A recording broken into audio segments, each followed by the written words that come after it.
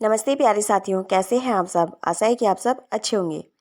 आज हम आपके सामने एक और प्यारी सी कहानी लेकर आए हैं जिसका नाम है दीपक जो बुझा नहीं।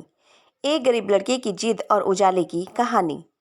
पहला दृश्य, अमलपुर गांव का छोटा सा गांव। हवा में मिट्टी और गोबर की मिली जुली खुशबू थी। गांव के चारों ओर खेत फैले हुए थे। कहीं गेहूं की बालियां हिल रही थी तो कहीं चरवाहे बांसुरी बजा रहे थे। ठीक उसी गांव के किनारे पर एक छोटा सा घर था। मिट्टी की दीवारें, पुआल की छत और दरवाजे के पास एक नीम का पेड़। यहीं रहता था दीपक, एक दुबला पतला पर आंखों में चमक लिए 12 साल का लड़का। उसकी माँ गोमती खेतों में काम करती थी और पिता हरिराम हल जोतते थे। गरीबी इस घर की मेहमान नहीं, स्थायी निवासी थी। पर दीपक के भीतर एक ऐसी रोशनी थी जो किसी दिए की लौ से ज़्यादा तेज थी। हर सुबह वह पुराने बस्ते में किताबें डालकर निकल पड़ता, नंगे पैर 5 किलोमीटर दूर के स्कूल की ओर। रास्ते में अक्सर वह अपनी माँ से कहता, माँ, एक दिन मैं भी मास्टर बनूंगा और बच्चों को बताऊंगा कि मेहनत सबसे बड़ा हथियार है। दूसरा दृश्य, संघर्ष की पाठशाला। स्कूल की इमारत टूटी फूटी थी। कमरों की छतों से बारिश टपकती और खिड़कियों में शीशे की जगह कागज के टुकड़े लगे रहते। पर दीपक की आंखों में कोई शिकायत नहीं थी। वह हमेशा आगे की बेंच पर बैठता, हर सवाल का जवाब देता और अपने सहपाठियों की मदद करता। एक दिन शिक्षक ने पूछा, बच्चों बताओ, अगर जीवन में अंधेरा छा जाए तो क्या करना चाहिए। सब चुप रहे, पर दीपक ने धीरे से कहा, गुरुजी, तब हमें खुद दीपक बन जाना चाहिए। कक्षा तालियों से गूंज उठी।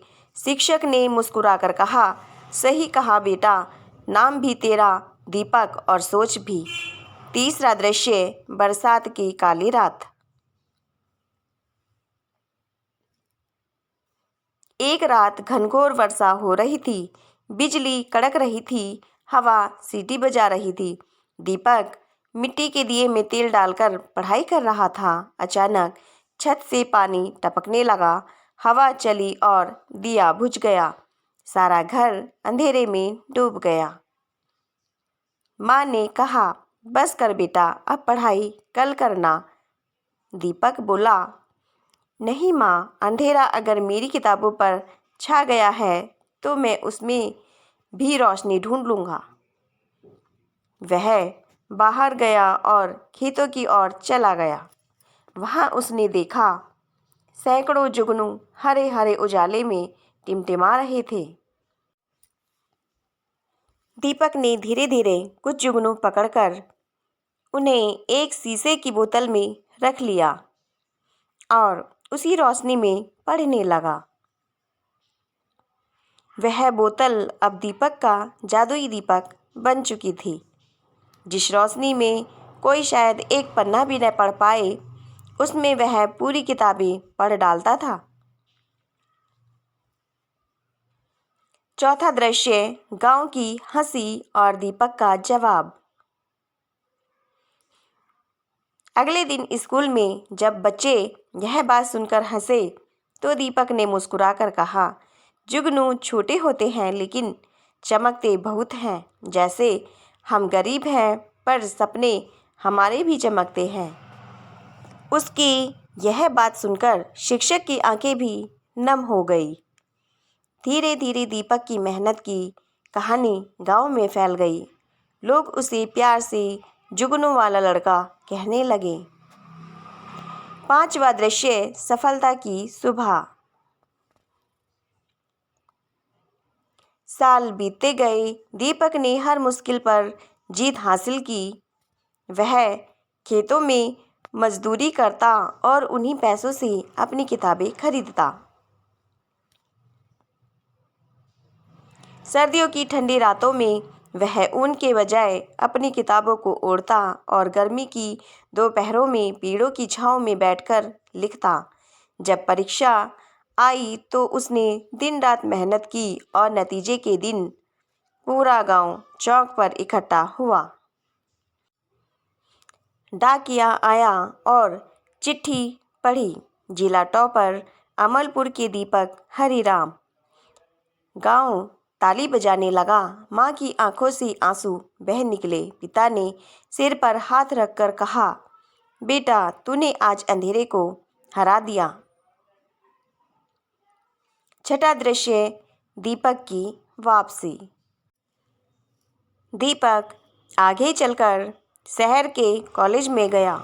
वहाँ से शिक्षक बना, पर जब भी उसे मौका मिलता वह अपने गांव लौट आता।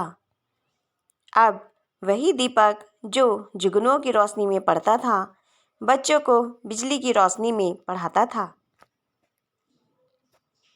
वह हर शाम बच्चों को कहता, बच्चों याद रखना, अंधेरा हमें रोकने नहीं, हमें अपनी रोशनी पहचानने आता है।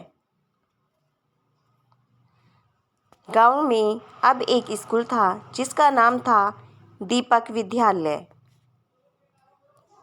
और उसके फाटक पर लिखा था,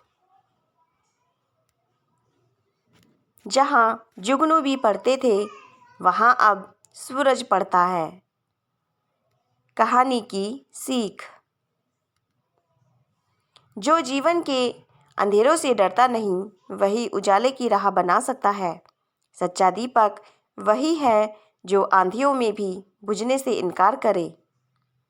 प्यारे साथियों, आपको हमारी यह कहानी कैसी लगी? यदि कहानी अच्छी लगे तो प्लीज़ कहानी को लाइक कीजिए और चैनल को सब्सक्राइब कर दीजिए। धन्यवाद।